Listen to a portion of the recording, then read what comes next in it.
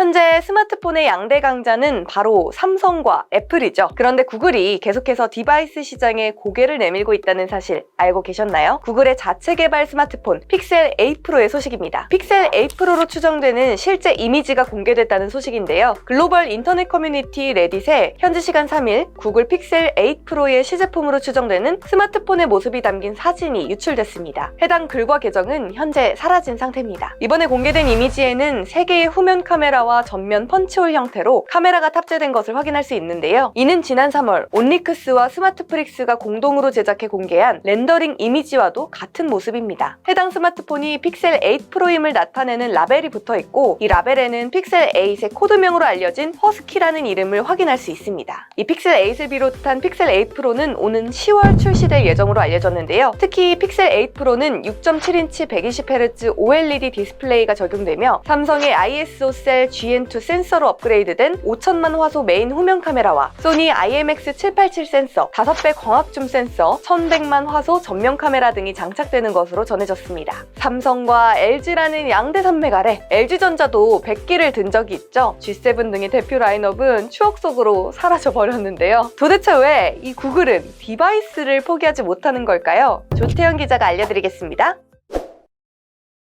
오늘은 스마트폰 이야기입니다. 잘 모르시는 분도 있겠지만 구글에도 스마트폰이 있습니다. 이 픽셀 같은 것들이 구글의 스마트폰 제품이죠. 과거에는 100% 직접 개발했던 건 아니지만 넥서스라는 제품도 있었습니다. 지금은 없어졌지만요. 이 픽셀은 1세대 제품이 2016년에 출시됐거든요. 이게 국내에도 출시됐던 걸로 아는데 딱히 본 적은 없습니다. 그만큼 존재감이 그렇게 크진 않다고 할 수 있겠어요. 하지만 꾸준히 나오고 있는데요. 최근에 발표한 폴더블 제품도 있고요. 오늘의 주인공인 이 픽셀 8 프로도 있습니다. 보면은 후면에는 이렇게 카메라가 3대 달려있는 모습을 볼 수 있고요. 앞에는 펀치홀 방식으로 카메라가 한 대 있는 모습이네요.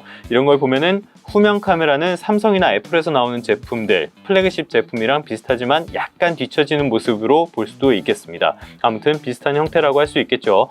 이렇게 제품 출시를 앞두고는 이 제품들의 이미지가 다 공개가 되곤 하는데요. 실제로 유출되는 경우도 있고, 제조사에서 마케팅 차원에서 일부러 흘리는 경우도 있다고 합니다. 자, 그런데요. 앞서도 말씀을 드렸는데 구글의 픽셀 스마트폰 우리나라에도 출시가 됐습니다. 하지만 보신 분은 거의 없을 거라고 생각을 해요. 이거는 키움증권 자료인데 이 자료 자체를 보려는 건 아니고, 여기 내려보면은 스마트폰 시장 점유율이 있습니다. 보시면은 스마트폰 시장의 1위는 삼성과 애플이 이렇게 격전을 벌이고 있다가 최근에는 삼성이 조금 치고 나가는 분위기죠. 이건 아무래도 중저가 시장의 경쟁력이 있어서 그런 걸로 보입니다. 양적으로 압도한다는 거예요. 그 외에는 샤오미가 3위고요. 그 다음에 여러 가지 회사들이 있는데 구글은 아예 없죠. 구글은 항상 어더스로 묶이는 회사라고 할 수 있습니다. 그러면 점유율이 얼마나 되냐? 지난해 북미에서 사상 최초로 2% 점유율을 기록을 했대요. 북미에서 2%면은 세계 시장에서 존재감은 거의 없다고 볼 수 있겠죠. 존재감을 이야기하는 것 자체가 약간 무리라고 할 수 있겠습니다. 그렇다고 평가가 그렇게 좋은 것도 아닙니다. 지금 보시는 영상이 구글이 공개한 폴더블 폰인데요. 사실 지금 폴더블 시장은 삼성전자가 거의 독점을 하고 있다고 할 수 있죠. 시장을 개척하기도 했고요. 지금 시장 점유율이 대략 한 80%가량이 되니까 굉장히 강한 회사라고 할 수 있겠습니다. 여기에 도전장을 내밀다 보니까 삼성과의 불화설까지 불거지기도 했었는데요. 결과물은 그렇게 썩 좋아 보이진 않습니다. 지금 폴드4 이거랑 가격이 비슷하거든요. 근데 여기에 비해서 성능은 약간 떨어지는 거 아니냐라는 평가가 나오고 있고요. 무엇보다 디스플레이 쪽의 결함이 굉장히 심각한 수준이라고 합니다. 그래서 삼성전자의 경쟁자로서는 부족한 것이 아니냐라는 평가를 받고 있고요. 그러다 보니까 두 번째 폴더블 폰이 나오기는 좀 어려운 것이 아니냐, 외신들에서는 이런 보도도 나오고 있습니다. 구글이 내놓은 디바이스는 앞서도 실패한 제품들이 좀 있습니다. 말씀드렸던 넥서스 시리즈가 있고요. 또 하나는 아라 프로젝트라는, 이거 기억하시는 분이 있을지도 모르겠는데요. 이런 프로젝트가 있었습니다. 뭐냐면은 모듈형 스마트폰이에요. 그러니까 일종의 조립식 스마트폰이다. 사용하는 사람들이 원하는 부품만 끼워서 사용하는 스마트폰 제품을 개발하고 있었다라고 보면 되겠는데요. 이것도 결국에는 상용화도 하지 못하고 사라지게 됐습니다. 자, 이렇게 실패가 반복되고 있는데 AI에서 이미 충분한 강점을 가지고 있는 구글, 돈도 잘 벌고 있는데 왜 이걸 포기하지 않냐? 이거는 여러 가지 이유가 있겠습니다. 먼저 이 안드로이드 생태계에 대해서 좀 볼 필요가 있겠는데요. 구글은 안드로이드 생태계의 중심에 있는 회사죠. 일단은 애플과는 처음부터 시작이 달랐습니다. 애플은 폐쇄형이었다면 안드로이드는 시작부터 개방형으로 시작을 했죠.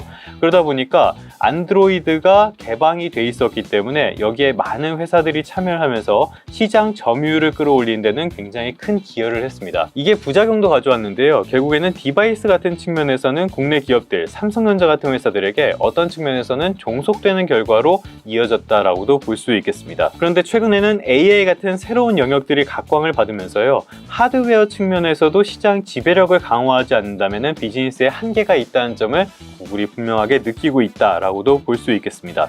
그러니까 지금 구글과 애플은 언제나 경쟁을 하는 관계였죠. 근데 애플과 구글의 가장 큰 차이점은 애플은 하드웨어와 소프트웨어 경쟁력을 모두 가지고 있지만 구글은 이 하드웨어 경쟁력이 좀 부족하다는 측면으로 볼 수 있겠습니다. 그러다 보니까 애플을 넘어섰는데 어떤 한계가 분명히 있는 점이 있거든요.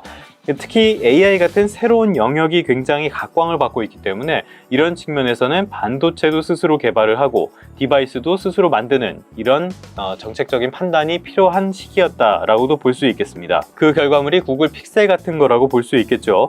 꼭 스마트폰 시장뿐만이 아니라요. 테슬라 같은 회사가 승승장구하는 배경, 이것도 테슬라가 개발도 스스로 하고 플랫폼도 스스로 하고 마지막에 최종 제품까지 스스로 만드는 이런 비즈니스 모델을 가지고 있다라는 점도 많이 참고를 했을 것으로 보입니다. 결론입니다. 실패가 거듭되고 있지만은 AI 시대가 옴에 따라서 구글의 이런 디바이스 시장에 대한 도전은 앞으로도 계속 이어질 가능성이 크다라고 볼 수 있겠습니다. 사실 이거는 국내 기업에는 굉장히 큰 시사점이 있다라고도 말씀을 드릴 수 있겠는데요. 뭐냐면은 국내 기업들은 하드웨어적인 경쟁력은 세계 최고 수준으로 가지고 있지만 이 소프트웨어 경쟁력에서는 해외의 많은 경쟁사들에 비해서 밀리는 게 현실이라고 할 수 있겠습니다. AI처럼 이렇게 급변하는 시대에 한쪽의 경쟁력이 부재하다는 것은 많은 불확실성을 가져올 수밖에 없겠죠. 이거를 보완하려는 움직임에도 주목할 필요가 있겠습니다. 그러면 성공 투자하시고요. 다음 시간에 다시 오도록 하겠습니다.